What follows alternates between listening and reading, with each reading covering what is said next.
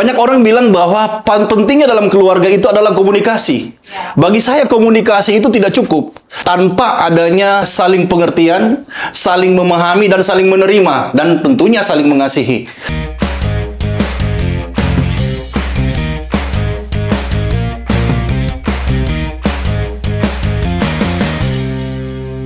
Selamat datang di Kingdom News Network. Saatnya suara asli bersinar. Bersama saya dengan Pastor Michael dan dengan istri saya yang tercinta, saya Betsy. Dan hari ini kami akan membahas tentang bagaimana pentingnya saling memahami di dalam keluarga. Menurut kamu, Mam, kenapa sih dalam keluarga itu harus penting saling memahami? Ya, kalau menurut aku memahami itu ya paling penting ya. Kalau dalam satu hubungan, kalau kita tidak saling memahami, ya gimana yang hubungan itu akan berlanjut. Nah, pentingnya kenapa kita memahami satu sama lain, ya itu karena kita harus tahu pasangan kita itu seperti apa yang menjadi kesukaannya, apa yang menjadi ketidaksukaannya. Gitu. Jadi sebuah pasangan itu memang harus didasari dengan saling memahami. Saling memahami. Berarti harus memahami dong. Kalau dulu kan saya bodinya tapi sekarang bodinya melebar ke kiri dan ke kanan. Itu harus dipahami dong, harusnya dong ya. Oh, itu sih nggak perlu dipahami, harus dikurangi. Ya. Ya, karena begini loh, sekarang banyak rumah tangga itu bisa bercerai karena tidak mau saling memahami.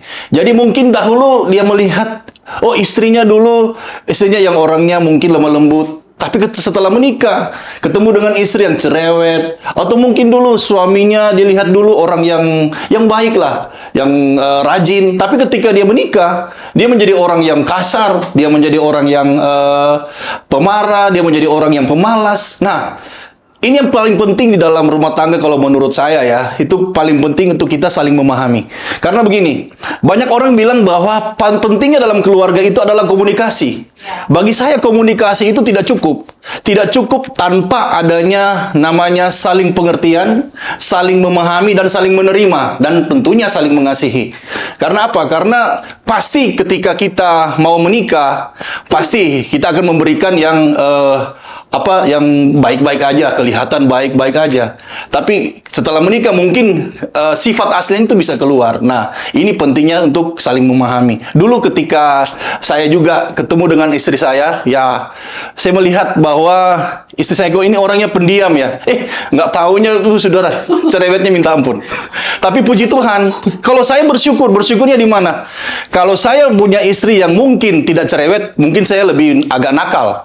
Tapi karena saya punya istri yang cerewet, ya maka kehidupan di rumah pun akan kelihatan berwarna. Nah, kalau istrinya diam-diam, nanti kayak ada kuntilanak atau ada setan di rumah yang nggak ada warnanya lah. Tapi ketika punya istri yang ternyata cerewet atau istri yang rajin, itu membuat ada sukacita tersendiri lah buat saya. Kalau menurut Mama gimana kalau misalnya sekarang kan saya ada perubahan nggak sih dari dahulu gitu? Nah, setiap orang itu kan berproses. Iya. Berpasangan pun akan berproses satu sama lain. Nah, buat aku sebagai seorang istri, sejauh kita melewati sebuah pernikahan ini, bukan hanya sekedar kita komunikasi juga, tetapi di situ harus ada kasih di dalamnya. Nah, kenapa kasih pentingnya? Karena apa? Dengan kasih itu kita memberi kesempatan buat pasangan kita untuk berubah dengan karakter. Karena menikah itu kan menjadi satu tubuh ya. Tetapi memang karakter itu tidak bisa kita rubah satu sama lain gitu. Hanya Tuhan yang bisa mengubah setiap karakter kita. Gitu. Nah, pentingnya kenapa kita sebagai suami istri harus memahami suami juga harus memahami istri. Bukan berarti kita kompromi dengan sesuatu yang tidak baik ya. Kalau menurut aku, kayak seperti suami saya bilang, cerewet. Iya, saya akui, saya dulu itu tipe orang yang sedikit temperamen ya. Saya itu juga terlalu banyak ngomong atau cerewet lah istilahnya gitu. Karena memang itu benar. Karena saya dulu mungkin karakter saya dulu itu yang sangat-sangat tidak baik. Jadi saya tidak mau kompromi dengan karakter itu untuk masuk di dalam pernikahan. Nah, kenapa saya ingin terus berubah gitu? Supaya apa? Supaya ketika kita menghadapi sebuah rumah tangga, menjalani sebuah rumah tangga, dan kita sudah memiliki anak, nah anak-anak akan melihat bagaimana karakter orang tuanya gitu. Jadi sejauh saya menjadi istri dari suami saya ya, mungkin kami berbeda ya dengan karakter suami saya ini lebih pendiam, lebih banyak mengalah, tetapi kalau saya lebih egois gitu. Tetapi sejalan waktu dengan kami berproses di dalam rumah tangga, saya menyadari bahwa pentingnya lah sebuah perubahan karakter gitu. Supaya apa? Perubahan karakter itu kan yang membuat kita untuk saling kuat ya, supaya rumah tangga itu pun adem gitu. Tidak terus harus ada pertengkaran, harus ada perselisihan. Karena di mana ada damai sejahtera, maka berkat Tuhan itu mengalir ya. Itu yang Amin. kita sebagai anak-anak Tuhan. Nah, begitupun dengan saya pribadi, saya tidak mau rumah tangga saya itu dipenuhi dengan pertengkaran, kekacauan gitu. Makanya saya selalu melatih hidup saya tuh untuk mau berubah gitu. Dari yang karakternya dulu orangnya temperamen, keras, mungkin kasar buat suami saya. Tetapi saya mau belajar gitu untuk sebuah perubahan itu. Jadi ya puji Tuhan kenapa rumah tangga saya sama suami saya, kita sudah menjalani rumah tangga 17 tahun. Nah, bukan berarti kita tidak ada masalah dalam hal-hal kecil ya, tetapi kita harus belajar sepakat untuk menyelesaikan masalah itu tidak dengan konflik, tetapi dengan tenang, dengan kasih gitu. Ya. Jadi itu aja sih. Iya. Mungkin kan orang bertanya begini kan, Pastor Michael gimana sih triknya memahami istri yang cerewet? Saya mau kasih triknya begini. Triknya begini, ketika Anda ingin ada perubahan di dalam kehidupan mungkin istrimu, saya mau bilang jangan paksa dia untuk berubah. Tetapi justru fokuslah dalam perubahan dirimu sendiri. Karena apa? Ketika dia melihat ada perubahan dalam hidupmu, pasti dia juga akan berubah. Dan tentunya perlu namanya tuntunan dari Roh Kudus. Karena hanya Roh Kudus yang bisa mengubah orang. Nah, karena itu saya bilang pesan saya untuk setiap orang mungkin yang saat ini melihat podcast ini, mari untuk kita suami istri jangan saling memaksakan perubahan, tetapi biarlah kita fokus dalam perubahan diri kita sendiri, dan yaitu dengan perubahan untuk memiliki karakter Kristus. Ya, kalau kita sudah memiliki karakter Kristus, pasti kita akan melihat keluarga kita akan menjadi keluarga yang berbahagia. Ya kami berdua tuh ketika ketemu pun itu agak aneh-aneh saudara ya, agak ya begitulah. Kami ketemu ketika itu saya ingin mencarikan kos teman saya dan ternyata dia kos di tempat itu dan akhirnya kami sepakat untuk menjalin hubungan dan waktu itu saya bilang saya nggak mau pacaran, saya mau menikah. Mau nggak kamu menikah? Dan akhirnya kami sepakat mau menikah dan saudara tahu bahwa ketika saya melamar dia pun belum ada pekerjaan. Nah, waktu itu saya melamar dia pun di mana? Melamar ketemu dengan bapaknya itu di kantin sekolah, hanya bermodalkan teh botol dan Indomie goreng. Nah, bagaimana Mama sekarang kan memahami. Kalau mungkin Mama lihat di luar sana banyak istri-istri yang kepingin suaminya kaya, suaminya, wah pokoknya yang begitulah. Nah, apa sih yang dilihat pada waktu itu? Kalau saya yang pertama sih Pak, waktu kita ketemu itu, ya saya juga nggak tahu ya, itu mungkin cara Tuhan juga. Saya nggak pernah berpikir akan berjumpa dengan pasangan saya, suami saya ini, tapi yang satu hal ya, kalau untuk perjumpaan itu, ya saya nggak tahu ya, itu cara Tuhan aja. Tetapi ketika saya melihat suami saya, ya dia sosok pribadi yang baik. Dan Bukan karena saya ganteng kan ya? ya sedikit lah. Gak mungkin saya nggak lihat fisik juga, ya kan gitu. Tapi yang paling penting itu adalah karena seiman, itu yang paling penting. Karena beberapa kali juga kalau kita lihat banyak orang juga yang sudah berpasangan seiman, terus juga atau dia memiliki karakter baik, tapi setelah dia menjalani pernikahan itu di tengah jalan mereka juga tidak kuat gitu. Tetapi yang paling penting itu langkah pertama memang saya karena seiman. Dan saya lihat dari pengalaman setelah kita komunikasi, kita bercerita tentang kehidupan kita masing-masing, dan di situ saya melihat kamu lebih pribadi yang mau bertanggung jawab gitu. Bertanggung jawab dalam arti kata kamu dipersiapkan untuk menjadi seorang imam itu di dalam rumah tangga. Nah, kenapa juga keputusan untuk menikah? Ya, mungkin ketika itu saya lihat kamu ngajak saya menikah, itu saya memberanikan diri itu mengambil keputusan untuk iya gitu, untuk Walaupun menikah. belum ada pekerjaan ya. Pada saat itu memang kamu belum punya pekerjaan, tetapi saya lihat kamu tipe laki-laki yang tidak mau pantang mundur gitu loh. Lebih ke ingin membuktikan lah kalau kamu itu bisa menjadi suami gitu. Nah, makanya ketika ambil keputusan itu, ya saya hanya percaya aja pasti Tuhan yang akan menolong gitu. Tapi ya memang tidak mudah ya, saudara. Banyak hal yang harus kita alami pada saat itu, tidak mudah gitu. Karena saya juga waktu itu bekerja dan suami saya tidak bekerja, tetapi saya tidak langsung memaksa dia, tetapi saya terus mendorong dia untuk memberi semangat untuk dia mencari pekerjaan pada saat itu. Tapi ya puji Tuhan semuanya dalam kendalinya Tuhan, dan akhirnya suami saya bekerja, dan ya, banyak hal lagi yang kita diproses di dalam rumah tangga gitu. Oke.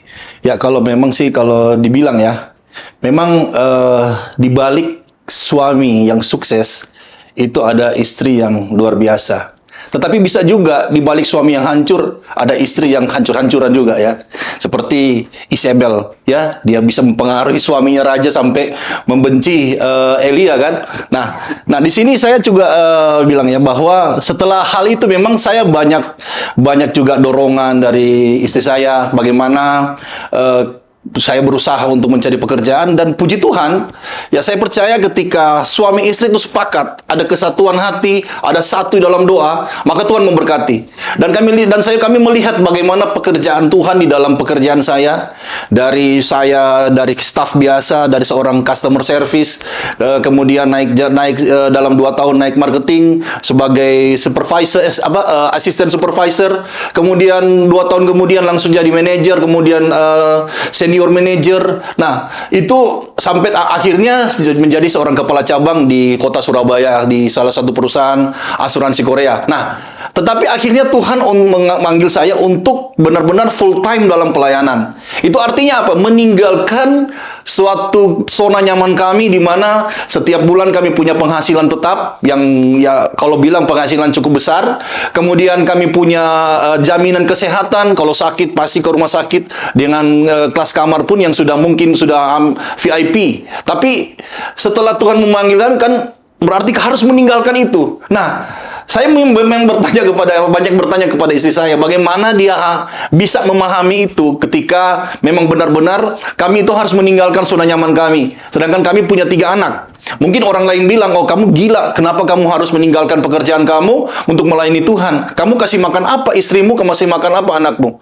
Tapi saya tetap satu hal yang saya percaya bahwa Tuhan, kalau Tuhan yang panggil pasti Tuhan yang akan memberkati. Nah, sebagai istri, pertama dia tidak mau kalau saya itu full time awalnya, tetapi ketika mungkin Tuhan yang berbicara sama dia dan dia mau akhirnya dia mau menerima, bahkan dia yang mengusulkan pertama untuk saya full time, pasti ada satu hal yang mungkin yang harus apa yang dia lakukan hingga memahami hal itu terjadi.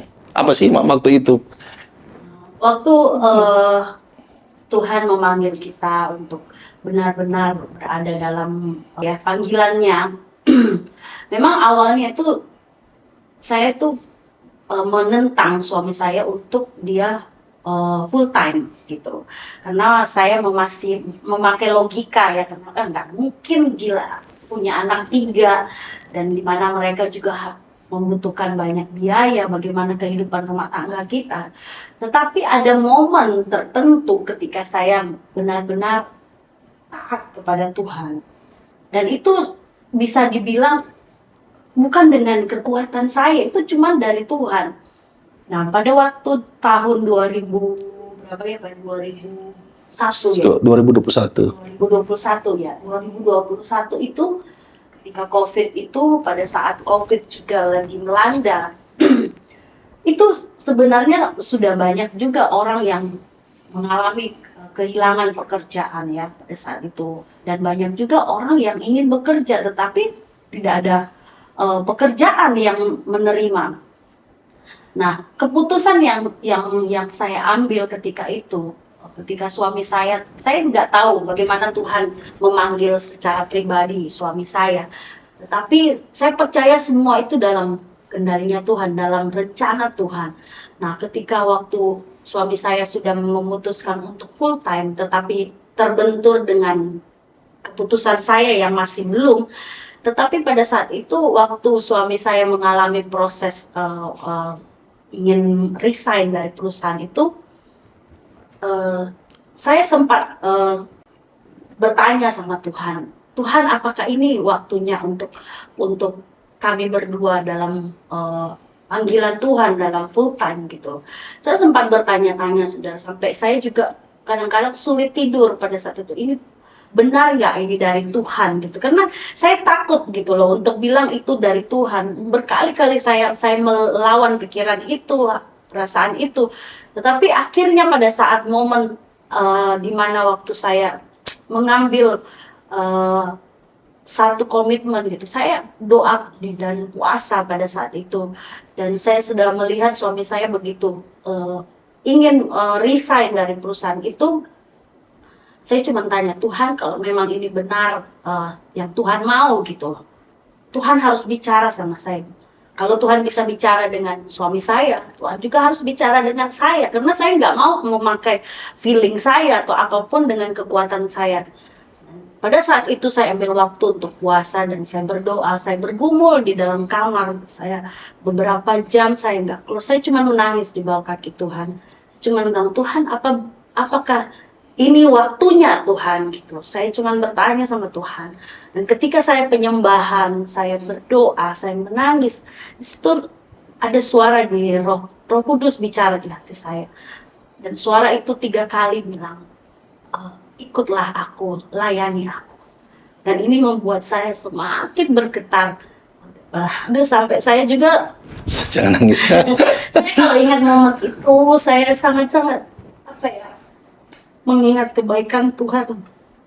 Mungkin secara manusia orang bisa melihat kamu bodoh gitu, tetapi saya percaya inilah rencana Tuhan dan ini kairos Tuhan untuk kami berdua. Kami melayani Tuhan dengan full time, full heart gitu. Dan akhirnya di situ yang membuat saya mengambil keputusan yang bulat gitu, ketika saya bilang, oke, Pak, kamu berhenti dan kita melayani Tuhan sama-sama. Dan kalau bukan suara itu, saya nggak akan mungkin mengambil keputusan itu dengan kekuatan saya. Ya. Memang tidak mudah ya, saudara. Banyak hal yang kami lalui gitu. Di awal-awal kami berproses, kami mengalami banyak ujian, pencobaan gitu. Nah, sebagai istri, peran saya sebagai istri itu tidak mudah ya, saudara. Seringkali saya harus melihat suami, anak-anak saya ketika mereka tidur, saya tuh cuma menangis gitu. Saya bilang, Tuhan, bagaimana kehidupan kami ke depannya gitu. Itu yang pertama kami pikirkan gitu. Tetapi selalu Tuhan kuatkan. Banyak hal ketika saya dengar khotbah, ketika saya Roh Kudus itu terus bicara, tenanglah, kuatkan hatimu. Itu terus yang selalu. Nah, sampai hari ini saya bersyukur kepada Tuhan. Banyak hal yang kami lalui dalam rumah tangga, dalam pelayanan. Tuhan banyak mengajarkan kami bagaimana ketaatan itu yang paling penting dalam sebuah pelayanan, dalam sebuah pernikahan, dalam sebuah apapun. Kalau kita taat kepada Tuhan, Tuhan pasti menolong kita gitu. Dan kenapa saya selalu mendampingi suami saya ketika beliau melayani gitu. Karena memang peran suami istri itu sangat penting di dalam sebuah pelayanan. Apalagi di akhir zaman ini ya, kita terlalu banyak melihat rumah tangga, bahkan banyak hamba-hamba Tuhan pun banyak yang jatuh gitu loh di dalam sebuah pernikahan ya, mungkin banyak hal. Nah, kenapa saya menjadi seorang istri yang harus mendampingi suami saya kemanapun dia pergi? Karena itulah yang menjadi komitmen saya kepada Tuhan ketika saya dipanggil Tuhan untuk full time juga untuk melayani. Dan saya harus mendampingi suami saya, itu komitmen saya dengan Tuhan. Dan itu yang membuat saya kemanapun dia pergi, dan saya harus mendampingi. Memang ada beberapa case di mana kalau seandainya suami saya pergi penginjilan bersama dengan tim, ya mungkin saya tidak akan mendampingi. Tetapi kalau dia ada panggilan dalam pelayanan, ya, saya berusaha untuk selalu mendampingi. Itulah kuncinya sebagai suami istri, untuk kita saling memahami, saling mensupport, ya, mendukung dalam setiap pelayanan. Itulah pentingnya ya, saling memahami dalam rumah tangga, di dalam keluarga ya. Karena memang waktu kami pertama kali memutuskan untuk full time, itu memang agak berat di awal ya, karena ya kami harus hidup dengan berdasarkan iman kepada Tuhan. Ya kami bisa melihat bagaimana mujizat-mujizat bisa terjadi. Ya kalau mungkin orang bilang hari ini mujizat seperti bagaimana Elia mengalami dikasih makan sama janda di Sarfat, kami pun mengalami itu. Jadi pernah kami mengalami di mana kami tidak ada punya makanan lagi, kami tidak punya uang, kami tidak mau minta siapa-siapa karena kami percaya Tuhan yang pelihara hidup kami. Ketika itu saya bertanya istri saya, "Mah, ada makanan apa?" Istri saya bilang, "Nggak ada lagi, coba lihat di kulkas." Saya lihat kosong. Terus bilang, "Kita mau makan apa ya? Ayolah kita berdoa aja lah. Kita worship, kita menyembah Tuhan, kita berdoa." Dan setelah berdoa kami mendengar ada yang di luar manggil, "Shalom, shalom." Ketika kami lihat ada orang jemaat orang yang bekerja di pasar, bukan seorang yang kaya, tapi dia membawa kami makanan, ayam 1 kilo, hati emplat setengah kilo, sayur-sayuran untuk dibuat sop. Dan kami bersyukur itu melihat bagaimana pertolongan Tuhan. Kalau kita tidak saling memahami, pasti mungkin ada cekcok. Justru ketika saya bekerja, kita sering cekcok masalah duit. Tapi ketika justru kami dalam pelayanan, kami melihat ketika kami saling memahami, justru di situ ada kesatuan hati, di situ Tuhan memerintahkan berkat atas keluarga kami. Nah, kalau keluarga kita ingin diberkati Tuhan, mari setiap keluarga untuk saling memahami satu dengan yang lain. Karena kalau tidak ada saling memahami satu dengan yang lain, maka kita tidak ada kesatuan ya. Ya. Nah, sekarang pesan-pesannya untuk keluarga-keluarga yang ada itu apa sih untuk keluarga? Oke, untuk pesan-pesannya, ya karena saya pribadi seorang istri, untuk pesan kepada semua istri-istri yang mungkin lagi nonton podcast ini, sebagai seorang wanita yang menjadi seorang istri juga yang mendampingi suami, mari sama-sama kita bangun terus kehidupan rohani kita bersama dengan Tuhan, dan terus melekat kepada Tuhan. Itu yang paling penting, karena kita diciptakan Tuhan untuk menjadi seorang penolong buat suami kita. Nah, bagaimana kita menjadi istri yang baik, istri yang benar-benar sesuai dengan kehendak Tuhan, itu teruslah menjadi tiang doa dalam rumah tangga. Tetap support suami kita mungkin dalam pekerjaannya, dalam pelayanannya, dalam apapun. Dan kita berdoa buat suami kita siang dan malam untuk selalu Tuhan menjaga kehidupannya. Nah, sebagai istri, kita juga harus terus menjadi teladan buat anak-anak kita, untuk banyak orang, supaya kita menjadi berkat di luar sana. Amin. Ya. Jadi ya, kalau dari saya pesan buat keluarga-keluarga yang ada, bukan hanya komunikasi yang penting dalam keluarga, tapi di komunikasi penting, dan kita perlu juga namanya saling menghargai, saling memahami, dan saling menerima apa adanya, kita adanya. Dan yang paling penting dalam keluarga ada kesatuan hati ya. Kalau saudara mungkin berpikir untuk perubahan istrimu, untuk perubahan suamimu, jangan pikirkan itu, tapi fokuslah pada perubahan kita sendiri. Karena apa? Karena kalau kita memaksakan istri kita berubah, suami kita berubah, itu tidak akan terjadi. Tapi kalau kita fokus pada perubahan diri kita sendiri dan bergantung pada Roh Kudus, percayalah, maka ada suasana surga di dalam keluargamu. Nantikan podcast kami selanjutnya, dan Tuhan Yesus memberkati.